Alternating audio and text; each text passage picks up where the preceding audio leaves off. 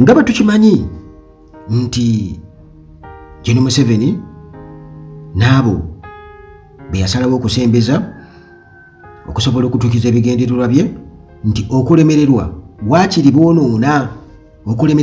boonoona kitegeeza nti buli kimu kye bakola bafa ku kintu kimu. Uganda kubeera nga bagitwala mu bufuzi obw'ensikirano. Joel Ssenyonyi bannange y'omu ku abo essaawa eno abali ku bunkenke olwa pressure ebateekeddwako wamu ne opposition yonna okutwaliza awamu.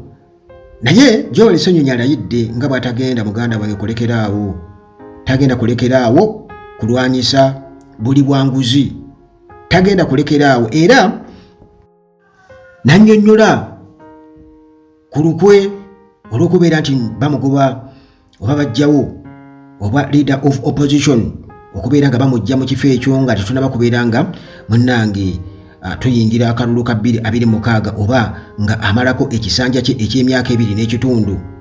Era wano wasinzidde okubeera nga achallenginga nga yeemulugunya ku speed biiru ya lumu kwe bagezaako okubeera nti bagiyisa nti yo muganda wange eringa emenya mu jjenje ekkalu. Era bw'atyo munnange awandiise ebbaluwa ng'agiwandiikira committee chair nga awakanya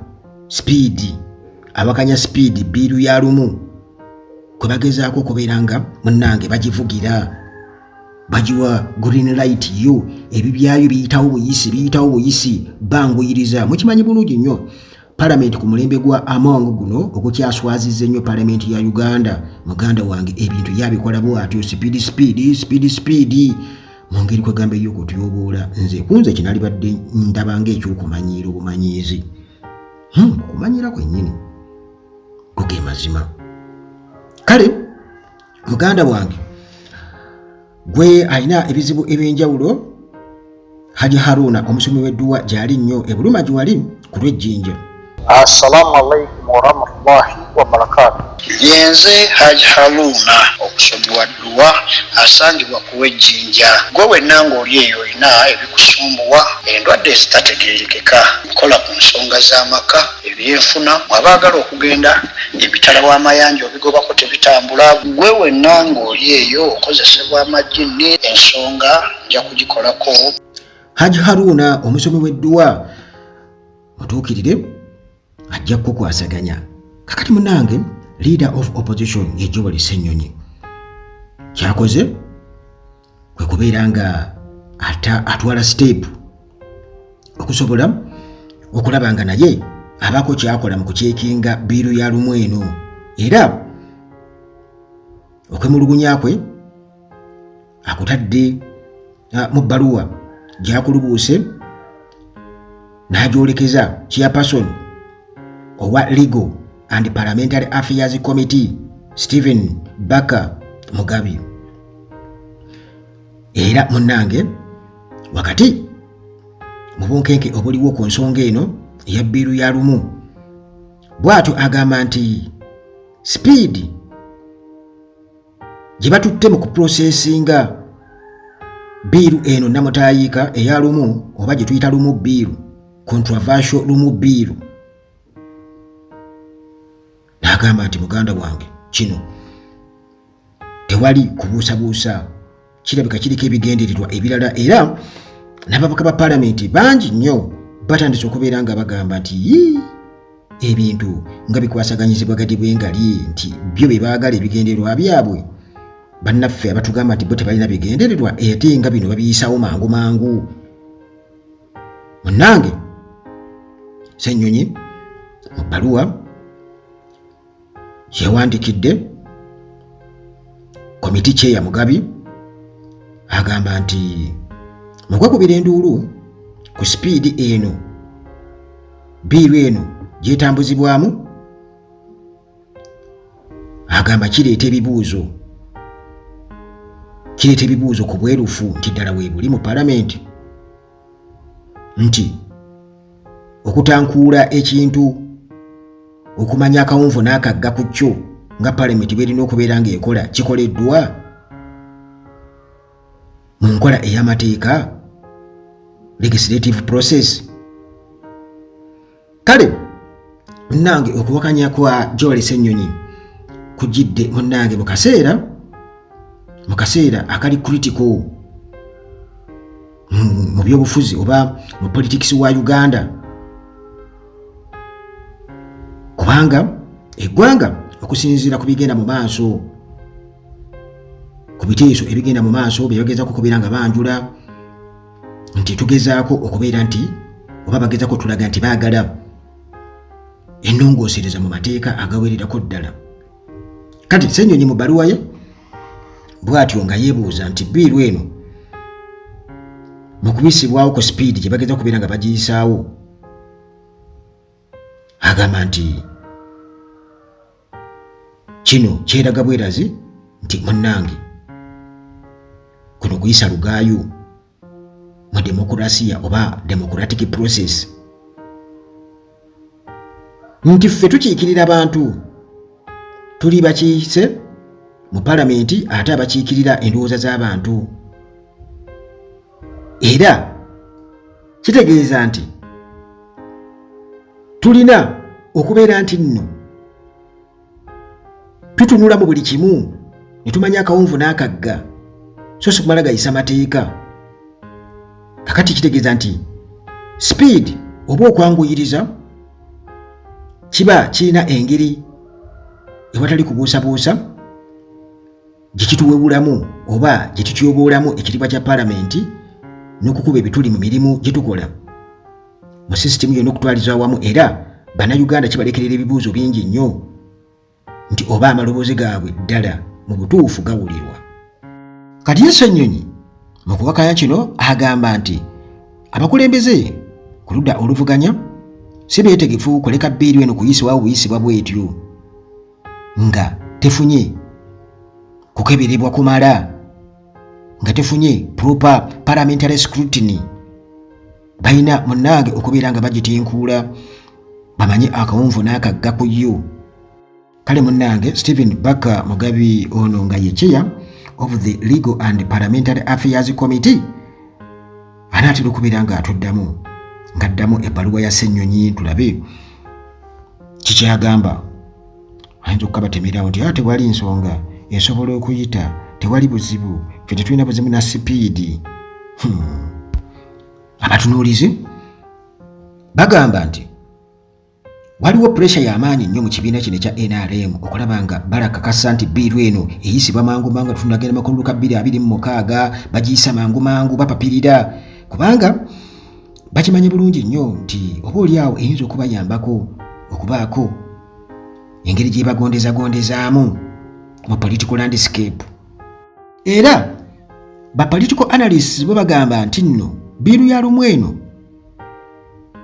nti singa ebeera tennyonnyweddwa oba kuteekerwa mu lwatu mu musana bantu kugimanya kawonvu na kagga, ekyo kiraga nti eyinza okubaamu ebintu ebikusifu era nga bino bisobola okukyusa obuyinza ne bubiteeka mu mikono gy'abantu abamu, oba bisobola okuba nga bigendereddwamu kuganyulwa abantu bamu, bifevalinga abantu abamu, ebimu ku buntu obulimu obwo buwaayiro nti omuntu asobola obusinziirako n'afuna amaanyi ate agabuuka okugenda mu kintu ekirala ekiriko gwe kiyamba ennyo. Ssenyonyi ng'akulembeddemu oludda oluvuganya bw'atyo alaze nti muganda bange balina okukakasa nti bbiiru eno bagiyisiza ddala mu kakuŋŋunta akaddala nga tinaba kubeera ng'eyisibwa okufuuka etteeka. Era munnange mu buufu obwo gwe munnange ampuliriza kiba kitegeeza nti Ssenyonyi okuwandika ebbaluwa nga awakanya kino kiba kitegeeza nti abayinzewo ku time okubeera nti opposition esaba obwerufu nga bino byonna tebinaba kubeera nga bigenda mu maaso nti bapapirira babaleke bulesi bayise gu bbiiru gwabwe, naye jjukira nti munnange essaawa yo ebala ate abasajja jjukira balina influence mu palamenti nti balagira bulagizi. Kale nti ebinaava mu lutalo luno byonna kitegeeza nti bigenda kuba ne long lasting implications naddala ku democratic future eya Uganda.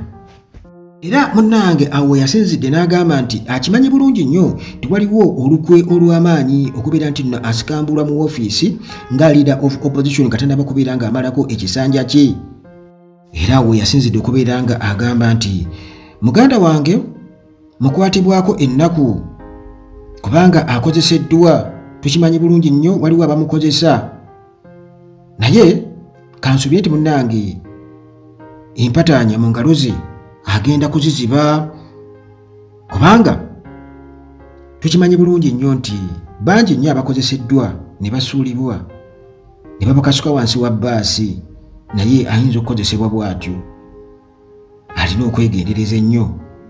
Kirikiriya nnyo nti Honorable nti alina abamukozesa ku nsonga eno era balina ebigendererwa byabwe, naye Ssenyonyi yalayidde nga bwagenda okubeera nti ye asigala ku mulamwa ogw'okwanika oba okuexposinga gavumenti wamu n'enguzi eri mu paalamenti, newankubadde nga muganda wange ali mu kaseera akazibu ak'okubeera nti nno bamutunuulidde nga akayinja mu ngatto era alina okubeera nga aggyibwawo oba okugezaako okumusirisa mu ngeri y'okumutiisatiisa. Kale ye yategeezezza n'agamba nti nga nkyali mu woofiisi ngenda kusigala nga nceekinga gavumenti, sigenda kusirika ku nguzi eri mu gavumenti, ku bubbi obuli mu paalamenti ne mu gavumenti. N'agamba nti munnange sigenda kusirika, ngenda kusigala nga ngenda mu maaso. Ekyo naffe kye twagala, naye olutalo si lwangu. Njagala okubabuulira abasajja tebaleka gaapu yadde, era kasaba kutandikako balina okutandika. Wabula kyemmanyi kyakugoba tabulako kyakusuuza.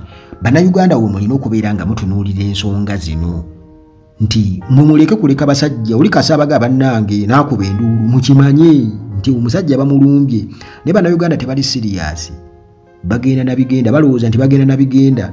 Naye njagala okubabuulira nti buli tabi eribawagukako kitegeeza nti eba loosi. Buli tabi eribawagukako olika ab'ebbulooga ng'abadde mulwanizi wa nkyukakyuka n'amegukako, kiba kitegeeza nti loosi, kubanga abasajja byonna babikubisa, propaganda n'ebirala byonna babikozesa. Kati bannayuganda ekizibu kye balina naddala abo oba oli awo banna struggle weewuunye bo bakulaga nti bagenda na bigenda n'ebirala bwe bityo bagira bwe batyo befula nti nabo balowooza ku speed, babavuga speed ne mugendera ku speed eyo. Mulina okuba nga temugendera ku speed. Kiba kitegeeza ki nti newankubadde nga speed yeetaagisa, naye okununula eggwanga kiba kitegeeza nti olina okuba nga buli w'olinnya weegenderezaawo. Kati kitegeeza nti oli ye yatuuka edda aba afaanaganako omweyogereza kusuuza akayanziko, naye mmwe olw'okuba nti mmwe abagoba abalina kye mugoba, kiba kitegeeza nti mulina okuba n'amaanyi mangi nnyo. Ne bwe mugenda muwaguka bwe mutyo, muwaguka bwe mutyo, namwe mwevuga speed, kitegeeza babavuga speed oli ne babeera babamaze. Mulina okulaba nga mutambulira wamu mu kibinja, abantu bonna mutambule nabo. Ne bwe baboogerera mugambe yeefe tetufuddeeyo, mutambule nabo bonna mugende. Nabali bajja kusigala bajjukizibwa ebyo bye baakola, ebikolobero ebyayita. Naye buli kaseera bagenda babavugira ku bipya, namwe ne mugenda ku tuni empya. Kitegeeza nti biri ebikadde ennaku eri gye babayisizaamu okutta abantu be baasiba be tubanje 18 abatalabikako, byonna ebyo biba bigenda bizikira. Babavugira kuno ku sipiidi okitegeera, so nga ate era ebintu ebimu tebigenda kubeera nga bituyamba. Kale bibeerawo, tubimanyi bibeerawo nti zibamboozi weeziri, Tamale Mirundi Junior n'abalala, naye at the end of the day era jagenda okiraba nti bawagira bampembe. Era bo gye bafuna akasente ate era tebagenda kuwagira struggle, kubanga bali byana byanjaba tebaligenda. N'ebirala bidiversion bingi nnyo newankubadde nga bibaawo mu mawulire, naye nkubuulire ate ekinyusi tukireka ne tugendera ku sipiidi ey'amaanyi nnyo muganda wange.